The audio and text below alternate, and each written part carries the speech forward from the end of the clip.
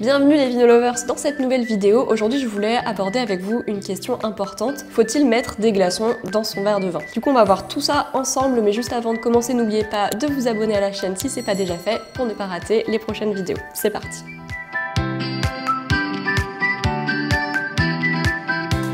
Alors quand il fait chaud, vous êtes peut-être tenté de mettre quelques glaçons dans votre verre de vin pour le rafraîchir, surtout que l'été le vin va avoir tendance à se réchauffer très vite dans la bouteille et dans le verre. Alors boire du vin trop chaud, on est d'accord que c'est vraiment pas super, surtout si c'est du blanc ou du rosé, parce que ça fait ressortir l'alcool et on va perdre tout le côté fraîcheur qui est amené par l'acidité du vin. Alors vous savez que justement dans l'idéal, il faut pas servir vos vins à n'importe quelle température, donc je vous remets ici à l'écran les températures idéales en fonction des différents types de vins.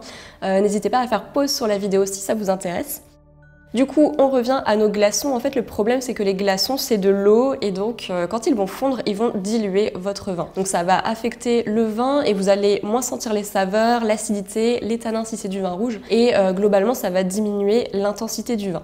Donc c'est dommage parce que ça altère vraiment le vin et ça dénature tout le travail qui a été fait par le vigneron pour réaliser cette cuvée. Donc si vous voulez éviter ça, il faut oublier les glaçons classiques à base d'eau. Par contre, vous avez d'autres solutions pour refroidir une bouteille de vin et maintenir le vin assez frais dans votre verre. Alors il existe par exemple des glaçons qui ne fondent pas, donc des billes en plastique ou des pierres en granit qu'on utilise normalement pour les spiritueux comme le whisky. Donc ça c'est une super alternative pour garder votre verre bien frais sans diluer le vin. Autre solution, vous pouvez très bien utiliser un bac à glaçons pour faire vos propres glaçons de vin. Donc là il faut quand même que ce soit le même vin que celui que vous allez boire, sinon ça va faire probablement un mélange un peu bizarre. Et sinon une autre solution c'est de congeler du raisin et d'utiliser les baies de raisin en guise de glaçons. Je pense qu'en plus ça peut rajouter une petite touche sympa.